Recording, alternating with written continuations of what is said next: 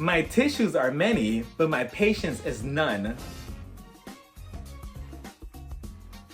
Hey yo, welcome to my channel. I'm Rafael and I am here to review part 1 of a 4-part reunion to the real Darby's Barbies of Potomac. So we start off this reunion with Andy going to everybody's hotel room for a one-on-one conversation for a brief second, but I noticed that the only person that he didn't have a one-on-one conversation with was Robin. Robin, she was somewhere in the hotel's hallway just roaming around, and when the cameras caught her, it's almost as if she didn't know that she was there to film the reunion. I think she was there to check up to see if Juan was doing something behind her back, because as soon as the camera panned over to her, she's like, oh, hey, yeah, I'm here for the Potomac reunion as well. Yeah, my room is that way. I'm gonna go. Yeah, I'm ready. I'm not doing anything. I'm gonna go get glam. I'm gonna go to my room.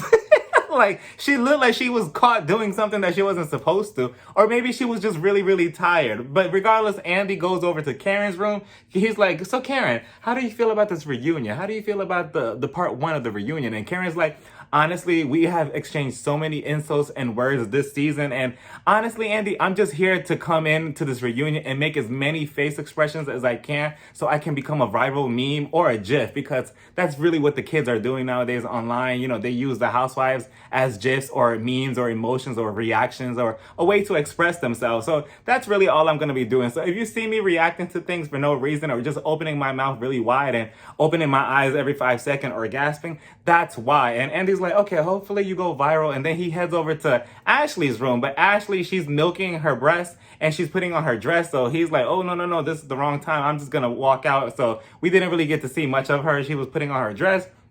He heads over to Mia's room, and Mia's in there. She's getting glammed up as well. Andy's like, so what do you think, Mia? What do you think about what's going to happen at this reunion? And Mia's like, well, I just really hope that people are able to say what they want to say to my face, you know, because I feel a lot of people have a lot of things to say about me, but they never say it to my face, only online. And I'm assuming that she's talking about this issue that she has with Candace on Twitter, which I'm not sure what sparked that off, because I thought that they were both in a good place, but I guess not. I don't know what from whose side started that issue between them online, but regardless, it's there. And then Andy, he heads over to Giselle.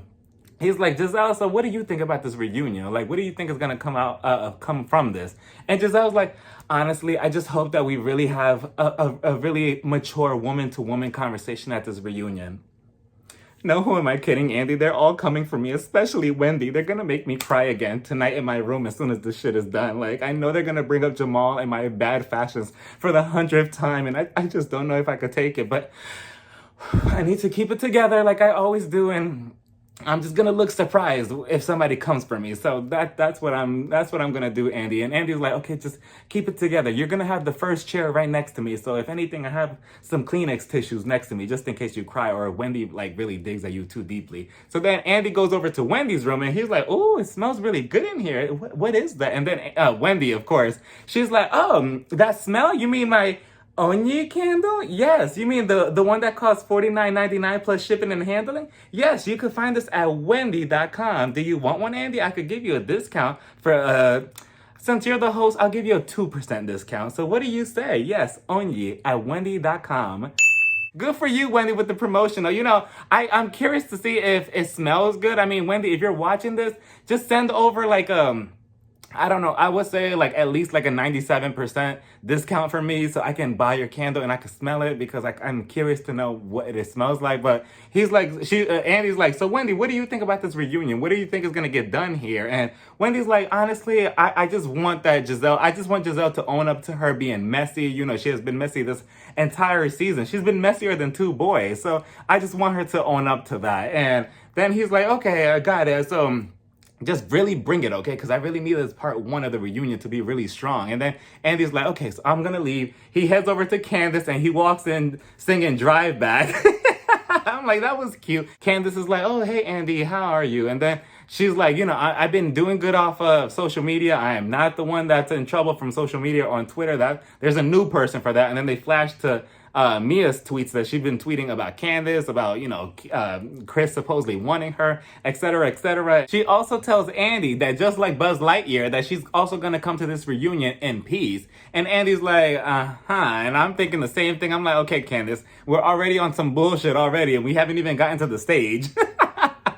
You know, I kind of really do love seeing the behind the scenes of the reunion, of seeing them get all glammed up, getting to the hotel, getting ready. You know, I know it's a very timely mannered event, but you know, I love seeing it. And it's crazy that the whole reunion takes place, I believe, at 11 in the morning. So just imagine getting there.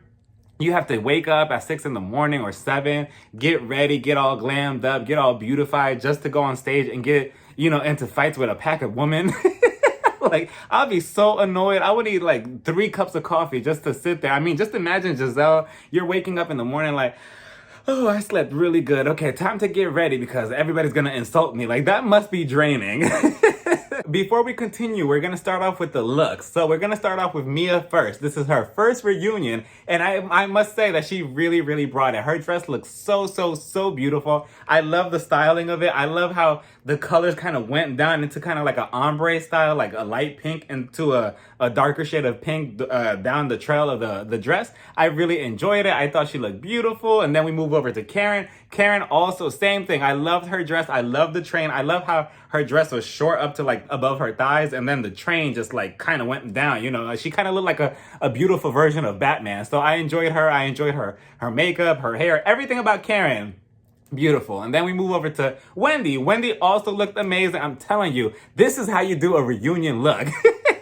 Because there were no complaints. Beverly Hills, I'm talking to you because I'm still not over those looks, especially that prom dress that Erica was wearing. What was that? But regardless, Wendy looked beautiful. I'm not sure. This is her second reunion. I'm not sure if I enjoyed the first reunion that she was on, her look then, the yellow dress. I think that that's still my favorite, but regardless, she still looked good. And then we move over to Giselle. Giselle is wearing She by Sheree. And I'm not saying that she looks bad, but compared to her castmate, I mean, she kind of falls at the bottom of the pole because I'm like, okay, you see everybody around you is wearing something beautiful, and then here you come with a jumpsuit, and that's what you're bringing. I mean, again, it's not bad. She looks okay. She looks pretty.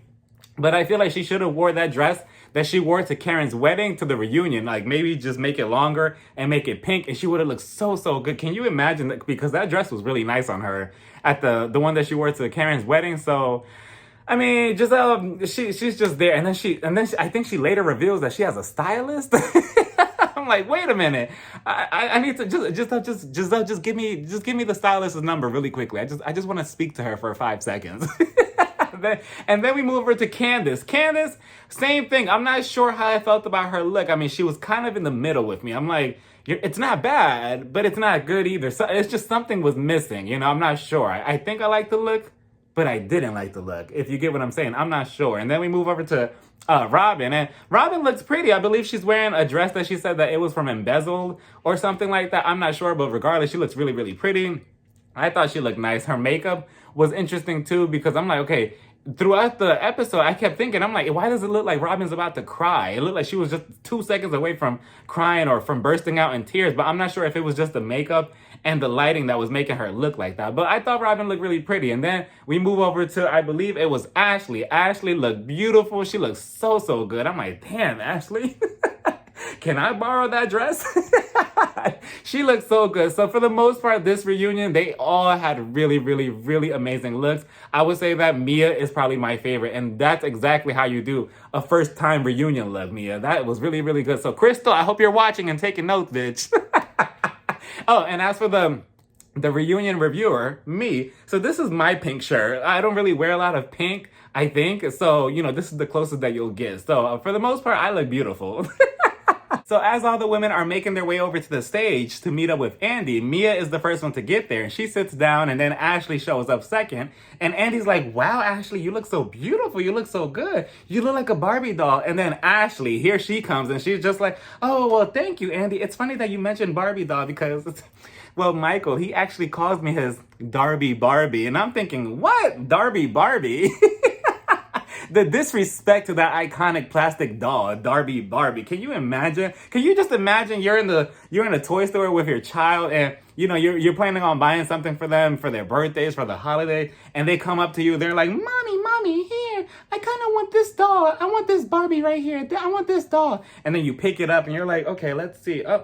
A Darby's Barbie. Oh, okay, that's interesting. Okay, it looks cute. Oh, it comes with special actions too. Let's see. If you bring this doll around a group of women, she is going to be messy and stir the pot for ratings. Okay, sweetie, I'll get it. I'll get it for you for the holidays maybe. Go put this back on your shelf, okay? Like, I can only imagine Barbie sitting in somebody's toy shelf right now, watching this whole scene play out like, "Hi, I'm Barbie. Please don't put Darby in front of my name. I don't want any association with that man. Thank you." Andy starts off the conversation by greeting everybody individually, and not even 10 seconds in, and he's already asking Giselle about her fashions. He's just like, "Giselle, we're gonna start with you." So this viewer wants to know, well, let's be realistic, 95% of the viewers want to know, why do you dress the way you do? It's so dreadful, and why is your house built like that and so tacky looking on the inside? Oh, wait, no, those last two questions are for later on in the reunion. Just answer the first one. Why do you dress the way you do? And then this is where Giselle reveals to us that she has a stylist. And I'm like, a stylist? I mean, at this point, I'm assuming that that stylist is a long time friend or enemy from high school that hates Giselle, that Giselle probably did something to her and the girl never recovered, or the person never recovered, and now she's looking for revenge for all those years of torture in high school, because there's just no way that Giselle has a stylist and she just lets her walk out of the house looking the way she does or dress the way she does. I mean, but then again, you know, fashion is questionable, and if this is her choice of fashion, it is what it is. You know, I like I said personally, I'm tired of hearing the fashion jokes. Obviously, Giselle is never going to change. If she's comfortable wearing the way she wants to wear her clothes, then so be it. But a stylist, like, yikes, Giselle. If I was you, I would really do a deep background check on whoever that stylist is, because they have it in for you. And then Andy tells the women that they have a special video from a certain viewer that they want to see. And then they play the video. And I'm like, who the hell is that? You know, I thought it was my Wi-Fi fucking up. I'm like, who the hell is that? And why is it so grainy? And why is it so blurry? And I recognized it, and it was Nicki Minaj. She was telling the women like, oh, hey, you know, I'm so sad that I couldn't be there, but for next year, I'll be there. Obviously, this is all a surprise because eventually she's going to show up in part 2, 3, or 4, whichever. So she's just kind of like, you know, lying to the group for now. So later the surprise could be bigger. But I was just like, wow, I mean, this is Nicki Minaj, and I'm pretty sure, you know, they have a good budget for her, and this is the kind of Wi-Fi they give her. I mean, what does she have, a Galaxy? No shade to everybody who has an Android or a Galaxy, but damn, iPhone would never. Giselle is telling Andy that she feels successful with her stylist, and here comes Wendy. She takes her first shot at Giselle by saying, oh, how dreadful. But Giselle, she pretends to not hear it, or at least she genuinely didn't hear it. So then Andy moves on to Candace, and he's like, so Candace, do you think that Giselle's fashions have been improving? What do you think? And Candace is like, you know what, Giselle, some of your fashions, I don't know, they're a little bit questionable. But then Giselle throws it back at her, and she's like, well, yeah, some of your looks have been questionable too. And Candace, she's kind of caught off guard. She's like, wait, what do you mean? Andy, give me a tissue just in case. What do you mean some of my looks have been questionable? What do you mean? And then Giselle's like, well, I really can't think of it right at the second, but, you know, for the most part, some of your looks have been off. And if I was Giselle, I would have been like, wait, tag me in, Giselle, tag me in, because I think I have a certain look that, you know, that is questionable that Candace wore. If we all remember the denim and diamond look, I believe it was called, on the first episode of season 5, where Candace threw that event at her place, and she was wearing those denim boots with that dress. Yeah, that's the first look that comes to mind when thinking of questionable outfits for Candace specifically. Regardless, she looks nice and everything else, and then Giselle, she just lets everybody know, like, look, whatever clothes I wear, I like, and I feel comfortable in those clothes specifically. And honestly, we just gotta live with it and just kind of let go of the fashion jokes. I mean, it's never gonna change. Just like Karen says, it's always gonna be consistently flat. So, I mean, if she loves it, then we all have to just be on board, because fashion is questionable to every single one of us. And then Andy moves the conversation over to Mia, and he asks Candace, so Candace, what was your first impression on Mia? And Candace is like, I really did love Mia when I first met her. I thought she was so much fun. He asked the same thing to Giselle, and Giselle's like, I really like that she came up into this group and she owned a lot of who she was, and she never really lied about a lot of things. And then Candace, she sneaks in and she's like, yeah, she did. She lied about a couple of things. And then Giselle's like, well, how come you didn't say that when Andy was questioning you about Mia? And Candace is like, well, he was asking me my first impression. And I just hope that Candace knows that Giselle is slowly but surely kind of turning her back on Candace. I mean, you kind of saw little hints here and there, this specific part of the reunion. I'm like, Candace, if I was you, I would stop protecting her and stop trying to be nice to Giselle, because I feel like she's going to come for you next. Mia wants to know what exactly does Candace think that she's lying about, and Candace starts listing off the things like, first of all, your clit surgery. I don't think you told us the complete honest truth about that. So then Andy's like, so Mia, did you actually have a clit surgery or a vagina surgery? And Mia, she owns it. She's like, look, I talked to my doctor about it and he says that it all falls under the same category. And she was just like, well, honestly, I had like a mommy makeover and I just wanted to get a little, a couple tweaks and a couple tune-ups. So I just don't understand why is it such an issue? It's my clitoris and it's my vagina. And if I wanted to do a mommy makeover, then so what? And then Wendy, I'm like, what is going on here? Because Wendy's like, no, that is not a mommy makeover. Absolutely not. And I'm like, wait, what's your problem with Mia? What did Mia do to Wendy? I mean, I thought they were both good. What was going on here? And I'm like, okay, I see why you throw your little comments to Giselle, but why are you throwing it to Mia? I don't think she's done anything to you. And I think Mia was also confused too. And that's something I loved about Mia from day one. She owns everything in her past. She is not going to let any of the women try to use it against her. And I don't get why they were so pressed about her vagina. Wendy also throws in another strange comment by saying, oh, I don't get why she needs a couple tweaks and a couple tune-ups on her vagina when all she does is missionary. That's her favorite position. So I don't get how that can beat up the vagina. And I'm like, okay, Wendy, where's that coming from?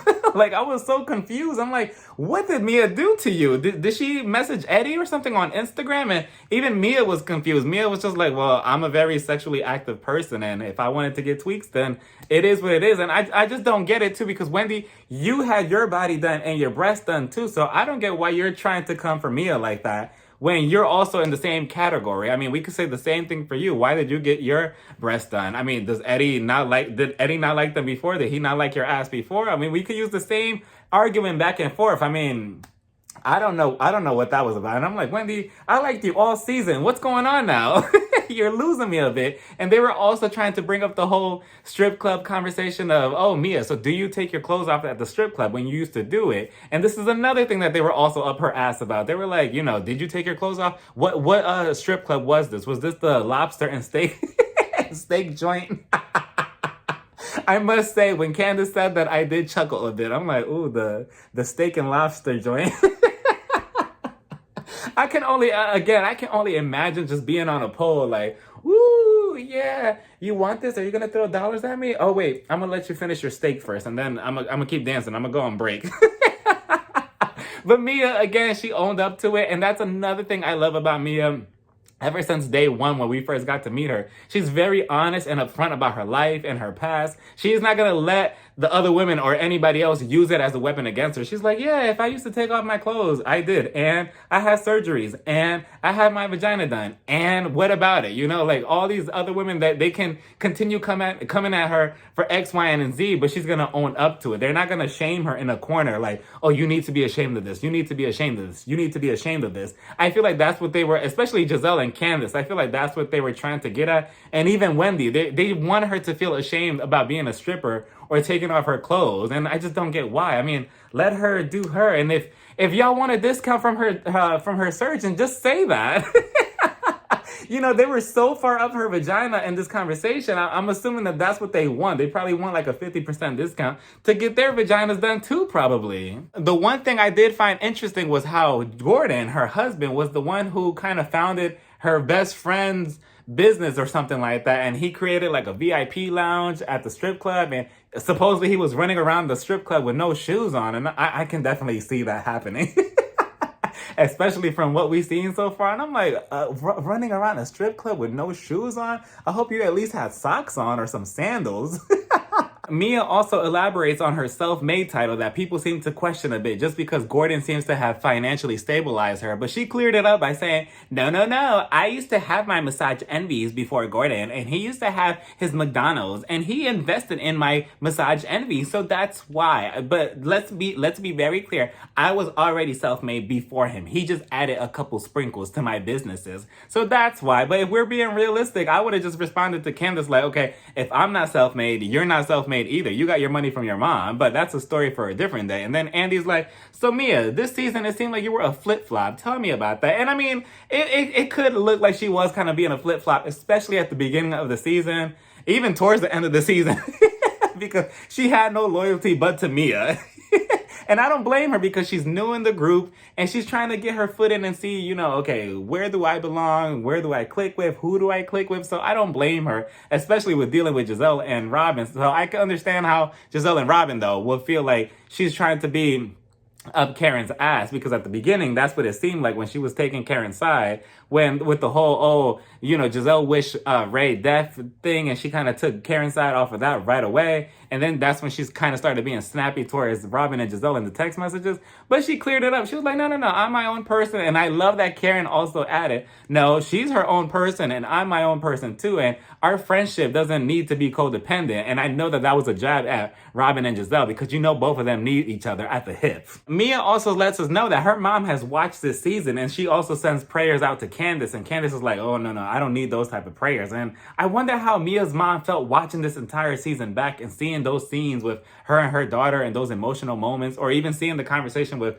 Gordon and Mia after the cast trip, where they were like, oh yeah, my mom, she tried to run away from my children and I just can't believe that, etc., etc. I wonder how she felt watching all that. It must have been tough. Then the conversation gets switched over to Giselle and her relationship status. And I already told you all at my last review that I think she was dating Casper the Ghost, because he doesn't exist. And Giselle's like, yeah, he's a commentator, but we're not really discussing him. And then Wendy jumps in and she's like, oh, I think I know him because I know a commentator and he said that he was messing with you. So I'm not sure if it's the same person. And then Andy's like, is his name Van Jones? And then Giselle's like, yes. It gave me the same energy from the season 5 reunion where Andy asked her, so is that his phone number? Yes.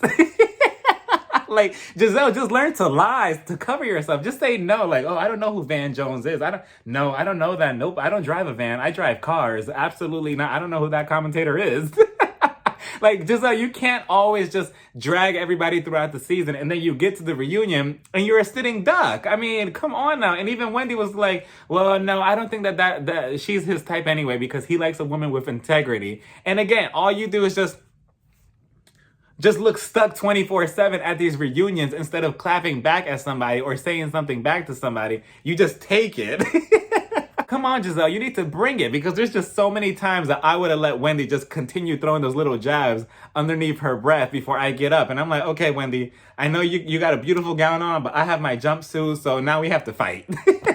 Because no. Andy asks Giselle about her house made of Legos and dreams. And of course, Robin has to jump in. And Robin's like, no, the house is beautiful. It's magnificent. It has like 20 bedrooms, 15 bathrooms. The rooftop is amazing. You can see the solar system from up there. It has a beautiful entrance. I mean, this entire mansion is built for the queen that Giselle is. And honestly, it doesn't even have a west wing anymore. It has a north wing, an east wing, a south wing, and a north wing. And we even have barbecue wings. So I believe that the house is beautiful, Andy. And then Andy asks, Karen, oh, Karen, what do you think about the house? Have you been back there since the whole event? And I wish that Karen would have replied the way Phaedra replied back in Atlanta on the reunion many years ago, where she's like, well, I mean, I saw, dirt and sticks.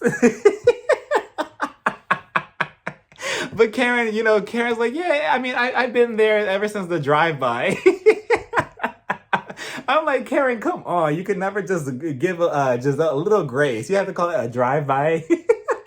Andy continues his questioning with Giselle by asking her, okay, so now that we know that Grace, your daughter, can drive, did she learn any of those skills from Jamal? Can Jamal drive? And Giselle's like, well, I mean, he can drive to other women's houses, but he can't necessarily drive to perfection, so I wouldn't give him all the credit. And then Andy's like, okay, so let's talk about Jamal since we're on the subject. So when did you and him break up? And Giselle, once again, she was stuck. And I'm like, come on, Giselle, you need to be ready for these questions, because Giselle was just like, oh, when we broke up, we broke up around the holidays. Remember we broke up around Halloween? Oh wait, no, that was the month before we filmed. No, remember I broke up with him around the holidays, St. Patrick's Day, around the holidays? Oh wait, no, that was in March. He broke up with me in January. Remember we broke up around the holidays, Valentine's Day? He broke up. Oh wait, no, that was in February. Okay, no, he broke up with me around January, daylight savings time, around 3 o'clock in the afternoon, sometime around then. I'm like, Giselle, come on now. You're stumbling on your lies.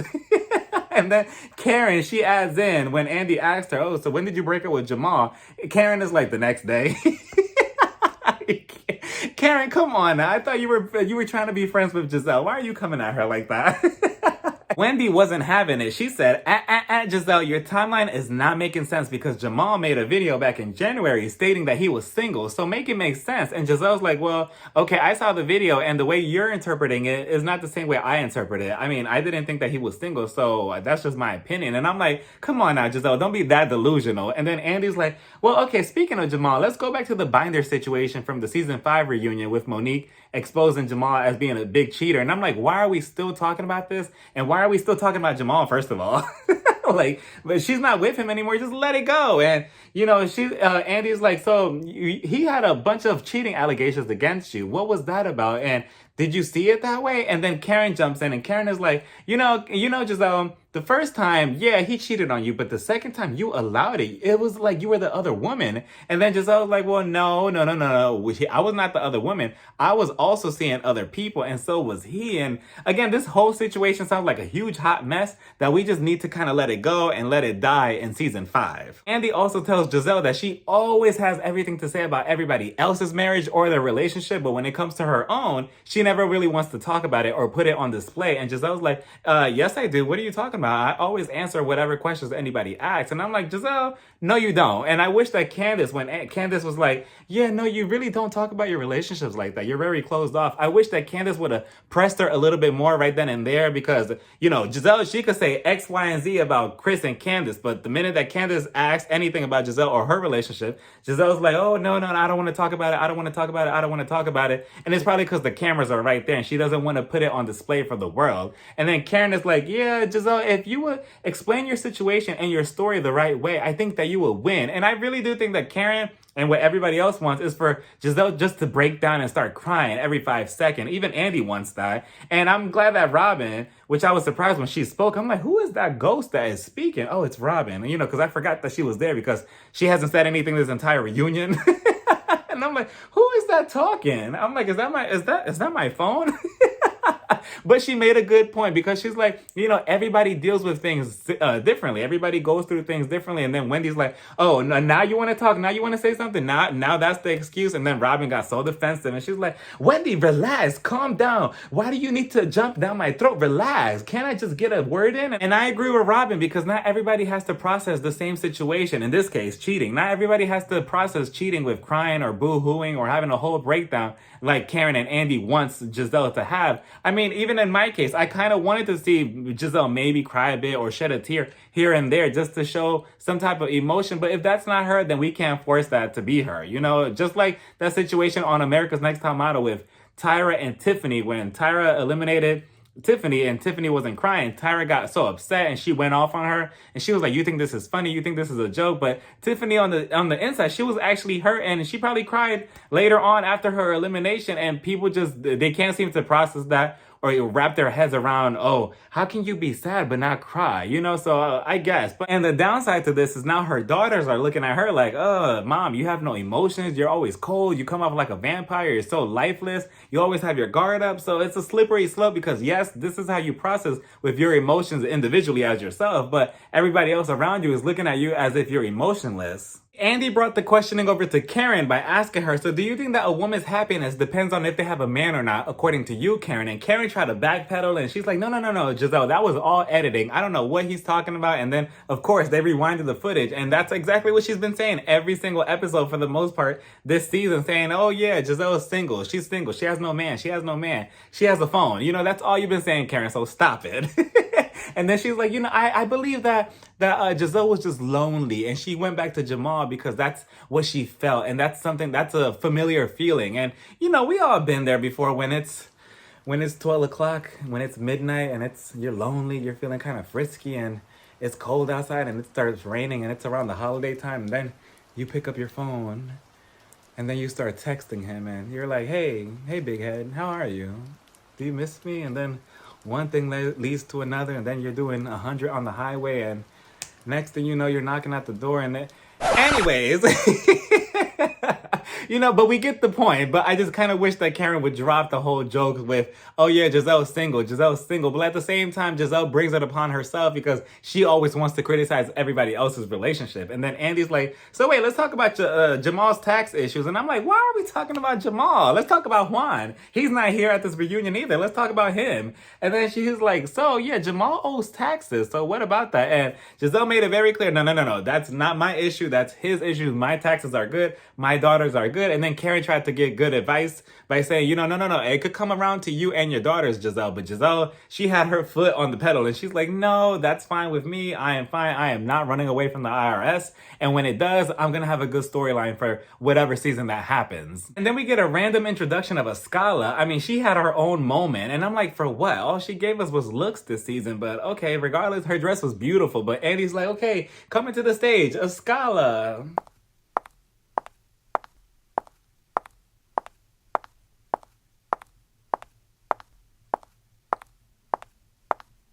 Can we move on to the next segment?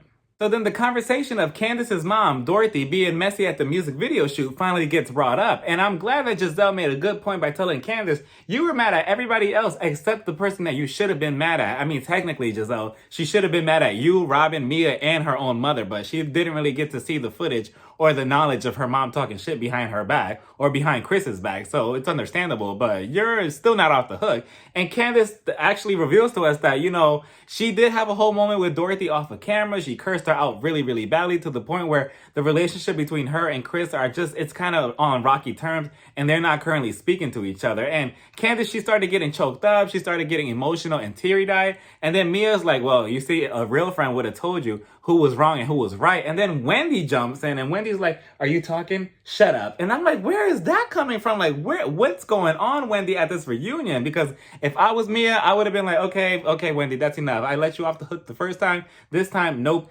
Get up. We're going to have a silicone versus silicone fight. My ass wants to fight your titties because absolutely not. Why are you telling me to shut up? I didn't do anything to you. And I just don't get where Wendy is going off on Mia. She didn't do anything to her, at least not to my knowledge. I thought, again, they ended on good terms, but it seems that Wendy came into this reunion already at a 10 with Robin and Giselle, and I guess she's just lashing out at everybody else. And it's so interesting because she was so cool the entire season, and she was so unbothered with Giselle and Robin, and now she is just proving that she is extremely bothered at this reunion. So I'm not understanding Wendy. Like, please help me understand it.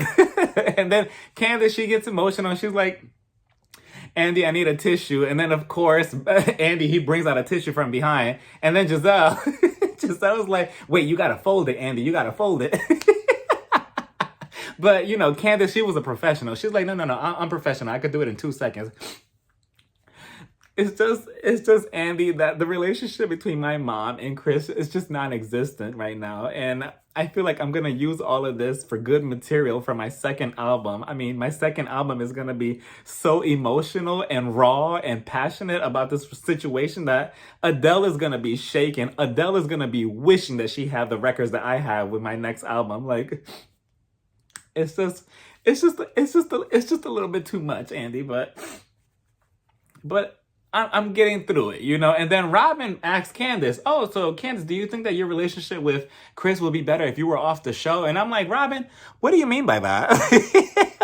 Like, let me zoom in on your question because it sounded a little bit suspicious. What do you mean if she was off the show? Are you trying to get her off the show? What are you trying to say? But then again, I could see the value in the question. I mean, I don't know. Like I said, I feel like if Candace stays on the show any longer, we'll eventually see the even more downfall of her relationship with Chris. And eventually we'll see them divorce on camera. So even though I would want her to stay, I feel like it's better that she fixes her relationship off of camera because the more that she puts her mom in front of the cameras, the more toxic that woman becomes. Andy also asked Escala a very good question that I actually forgot about because he's like, so Escala, it's okay for you to be questioning Karen about an alcoholic problem, but it's not okay for me to be questioning Dorothy about Chris. So which one is it? And Escala, she was just like, yeah, you're right. I actually should have asked Karen that in a private setting, not in a group setting. So I'm like, Escala, all that judging and the pointing fingers of Mia later on the trip, and I completely forgot about you doing that to Karen at the beginning of the season.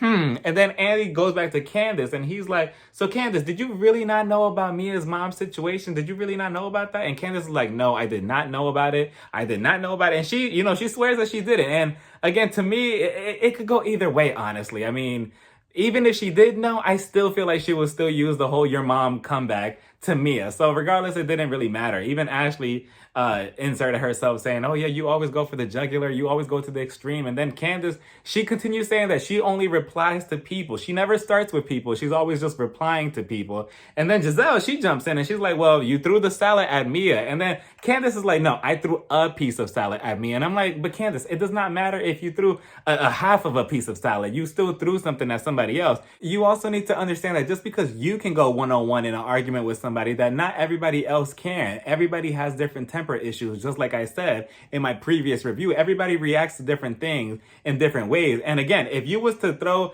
a salad to a random stranger off the show, who knows how they will react? They'd turn around and, oh, let's have an argument verbally. No, next thing you know, there's a fist flying in the air. That's just not how the real world works. And I feel like Candace is stuck in this mentality of, just because I'm on a reality TV show, things can only escalate but so far, because there's security, there's people here to help me. We all know that we don't want to get fired off the show. So I feel like maybe she also relies on that. It'll be a whole different thing if she could also, throw out her words and also fight, I guess. I don't want to put it that way, but if you could throw it out, you also need to be able to back it up, Candace, because again, if somebody's approaching you or coming at you because of something you said and they get physical, you can't cry the next second and say, oh my God, what happened? Why did that happen to me? I can't believe this happened to me. Oh my God. And then start crying and putting sticky notes all throughout the house because you knew what you were into. And just because you assumed that you were safe because there was security or whatever here, that doesn't mean anything, especially again,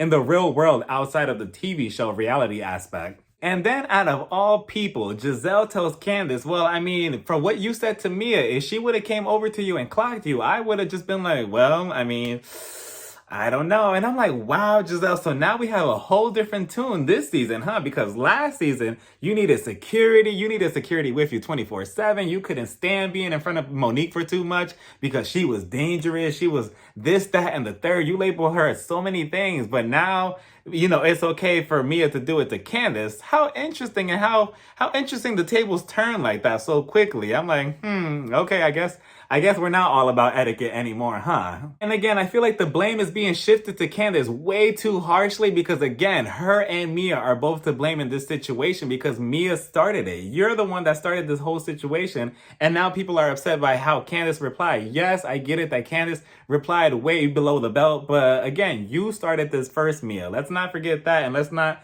make it seem that Candace just came out of the blue with attacking you or saying anything about you or your mom. And the reason why I understand where Candace is coming from to a certain extent is because, like I said before in my previous reviews, I have been in her stiletto shoes many, many, many times before where somebody hurts my feelings, so I have to go back at them, but I never realized that I take it way too far or I take it out of 10. And that's like blacking out to me. You never realize all the damage you've done until you kind of like calm down. You go from a 10 back down to a 0 and you're like, oh, I shouldn't have said that because maybe that was just too mean or that was too cruel or that was too cold. Maybe keep it out of like a 5 or a 6. And, I feel like that's Candace's issue, that she doesn't know how to have self-control with her emotions. She feels hurt or she feels attacked, so she attacks everybody else 10 times harder, and again, I understand it because I have been in her shoes before. I have done the same exact thing, and it's not easy to overcome because you do feel attacked, you do feel very sensitive. And like she said to Mia on the boat on the couple episodes ago, she was like, well, the only reason I said something back to you is because I felt hurt. You were attacking my music video, something that I really cared and loved about. So again, what do you expect when something that you love is being attacked? Of course you're gonna attack back 10 times harder. So I can't blame Candace, but at the same time, I just want her to get a peace of mind and a piece of control of her emotions for her own benefit, because as soon as she gets it, she's gonna see that she doesn't have to be arguing with people or lashing out at people if they say something back at you, so hard. You know, like you'll be able to let it go and you'll be able to be like, okay, that's your opinion. If you think it's low budget, I don't care. It's still my music video. All the women on the show and Andy really need to stop trying to crucify Candace for what she said. Yes, what she said was wrong, and yes, what Mia said was wrong, but let's not act like Candace is the first housewife on the entire franchise to say something so extreme. There has been many women on the show that have said out of line things or below the belt things, and it's always just kind of been swept underneath the rug. But Candace, for some reason, when she says something, it's just blown out of proportion to me, and I don't get it personally. Like, I get what she said was wrong, but damn, I mean, the way they all grill her, nobody says anything to Karen where she was making fun of Giselle's hot box at the beginning of the season. Nobody says nothing then. Isn't that being a problem right there? Isn't Karen making fun of Giselle's genitals? That's not a bad thing. That's not taking it too far. So do we pick and choose? I mean, I don't know, but the way Andy was grilling Candace, I'm like, so you can grill Candace about this comment or about her mouth being reckless or whatever, but you can't say anything to Erica in Beverly Hills where she called Sutton a see you next Tuesday in front of you and you didn't say anything. You didn't have the same energy then. You didn't say anything to Teresa from the Real Housewives of New Jersey when she physically pushed you off down to your seat at the reunion years ago. You didn't say nothing then. And look at her now. She's still on the show. She's the star of the show. So Andy, I don't know. I think everybody needs to stop acting as if The Housewives is a show full of nuns going to a church and going to pray or something, because that's not why we watch the show. We watch the show for fun, for shade, for them to get along, for sometimes to have drama. If a fight happens here and there, okay, so be it. Let's just move on from it. And then Candace and Ashley start going back and forth on who has the biggest forehead. And I'm like, can we stop with this forehead comment too? Both of you and me have big foreheads. So what? Let's move on to the next thing. And then Candace is like, oh, Mia, by the way, I have an issue with what you said about your mom supposedly relapsing because of me. And I also said in my review, too, that I didn't agree with that comment. If your mom does anything, it's going to be because of her, not because of Candace. Don't put that blame on her. And then Wendy jumps in and she's like, yeah, I have a problem with that, too. And I'm like, Wendy, what did Mia do to you? I mean, I just don't get it. I really don't. Did Eddie like her picture on Instagram by mistake? I'm not sure where that heat is coming towards Mia. I'm not sure if hopefully she's gonna explain that in part 2, but regardless, that issue exists for some reason. And then Mia's like, no, I didn't use my mom's sobriety as a storyline or anything, because that's what Candace was accusing her of. She was like, I was just doing that because she wanted to put that story out there to the world. I did that with her permission. And then Candace is like, you should be ashamed of yourself. I can't believe you would say that about me or insinuate that. And I get it. I get it to a certain extent that you shouldn't put all the blame on Candace, but at the same time, you shouldn't tell Mia that she should be ashamed of putting her mom on display. I mean, I guess, like I said, it was kind of like a slippery slope because it could look like you're exploiting your mom, but I will hope she wasn't. And if her mom approved of it, then why not? You know, but they kept going back and forth with each other, screaming at each other. Eventually, Mia couldn't get a word, so she was like, fuck you, Candace. And Candace was like, fuck you, Mia. And that was that. Whew. And that was that, y'all. That was part 1 of a 4-part reunion, which I'm also confused about. I mean, we basically talked about it all in part 1. So what is there left to talk about in part 2, 3, or 4? I mean, we talked about everything, including the salad toss and the music video. So what exactly is there left to talk about? I mean, the husbands are going to come out, except Juan. So I'm not sure where we're gonna go or what else is there to talk about, but we'll see. Let me know what y'all thought about this part of the reunion. Don't forget to like, comment, and subscribe. And you can follow me on Instagram, Twitter, and TikTok. I will see you all at part 2 of the reunion. Bye, y'all. Mwah.